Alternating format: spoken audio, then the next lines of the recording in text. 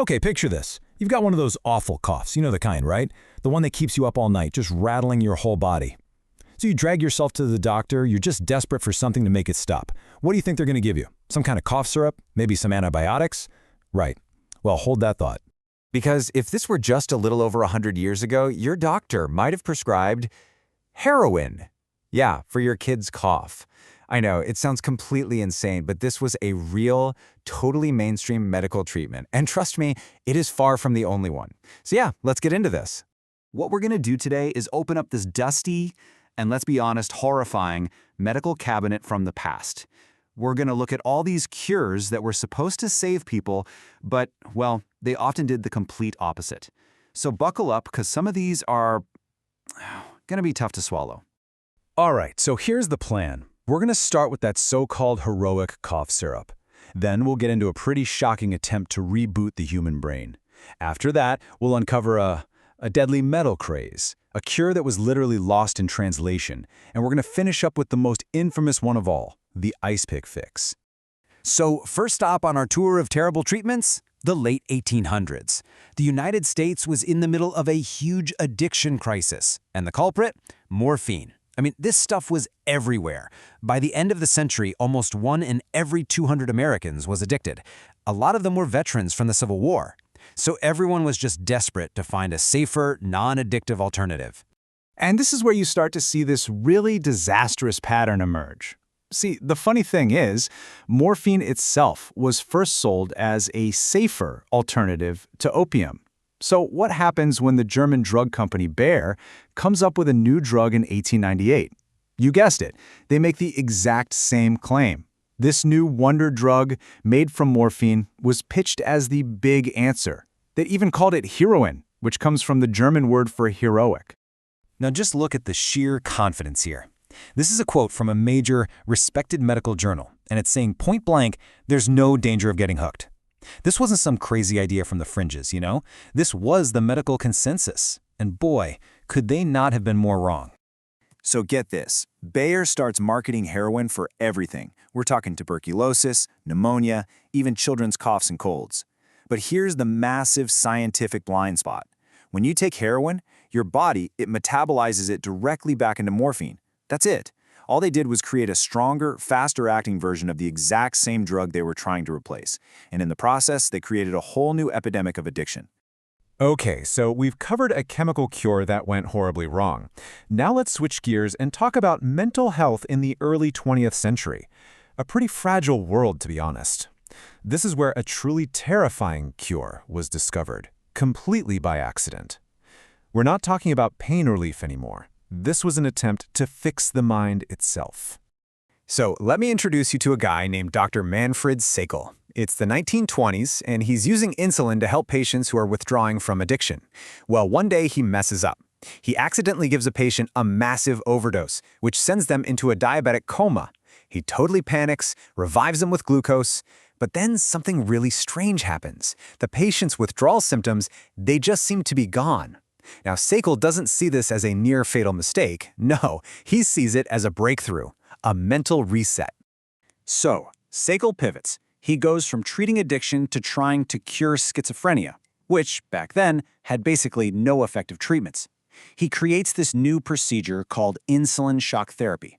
He's intentionally putting patients into comas 5, even 6 times a week for months on end, and his published results? He claims a jaw-dropping 70% full remission rate. The medical world just went nuts. But here's where we see the absolutely horrific gap between the claim and the reality.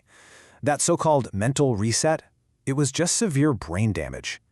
Think about it, repeatedly starving the brain of glucose by inducing these comas. It caused massive memory loss, destroyed attention spans, and slowed down brain activity. And for up to 5% of patients, it just killed them. It wasn't a cure. It was just damaging people into submission.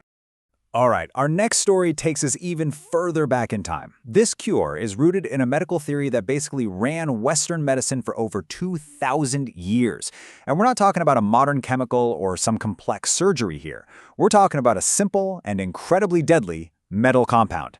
So to really get this next one, we have to talk about something called the 4 humors. For literally millennia, doctors believed that your entire health depended on keeping 4 bodily fluids in perfect balance: blood, phlegm, yellow bile, and black bile. If you got sick, the logic was simple. One of your humors was out of whack, and the only way to get better was to get that bad stuff out of you.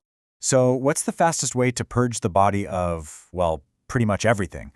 A little something called calomel. And calomel is just a fancy name for mercury chloride. Yeah, mercury.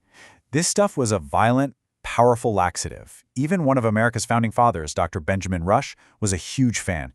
He prescribed what he called heroic doses to literally empty the body of all its fluids. So here's the really insane part. All of these symptoms listed here, severe dehydration, your hair falling out, losing your teeth, dementia, that's just a textbook case of mercury poisoning. But to the doctors back then, this was proof the cure was working. They saw all the horrible things happening to the patient's body, the hair loss, the tooth loss, the organ failure, and they didn't think, oh no, side effects. They thought, great, the bad stuff is leaving the body. The very signs that their patient was dying, they saw as signs of recovery. Okay, deep breath. So far we've seen bad chemistry and even worse theories. But this next one, this is something else entirely. This is a story about how one little typo, a simple translation error, led to centuries of a gruesome practice. And there's really only one way to describe it: medical cannibalism. Yeah, you heard me right. For hundreds of years, one of the most popular medicines you could get in Europe was a powder made from ground-up Egyptian mummies. And the really bizarre reason this happened all comes down to a simple mistake in translation. So here's how this absolute catastrophe unfolded. It all started with an Arabic word, mumya. Mumya was a natural tar, kind of like asphalt, that you could find near the Dead Sea. It was used as an antiseptic. Simple enough, right? Well, when European scholars in the 12th century started translating these ancient texts, they messed it up. They confused mumya, the tar, with the black, tar-like goo used to embalm Egyptian mummies. And just like that, the word for cure and the word for mummy got tangled up. A grotesque and very profitable industry was born.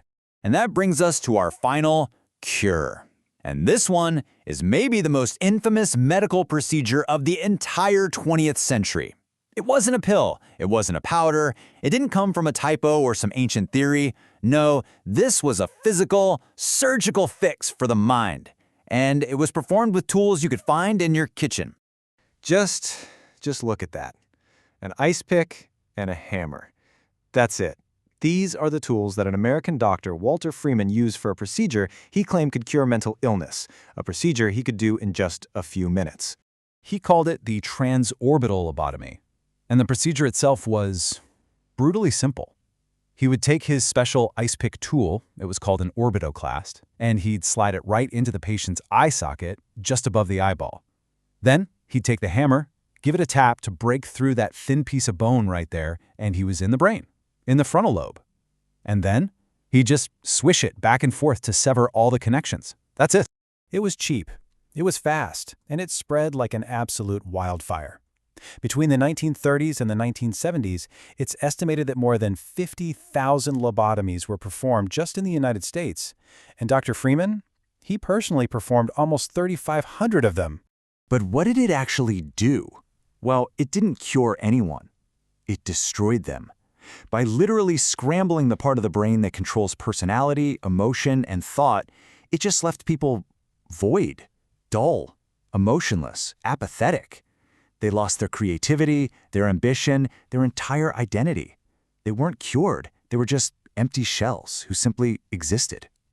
You know, looking back at all of these so-called cures, it's easy to think of it as some barbaric, ancient time, but it leaves you with a pretty humbling and, honestly, a kind of unnerving question. We put so much trust in our science and our doctors today, right? But so did they back then. So it makes you wonder, which of our totally normal, mainstream medical treatments today will people 100 years from now look back on with absolute horror?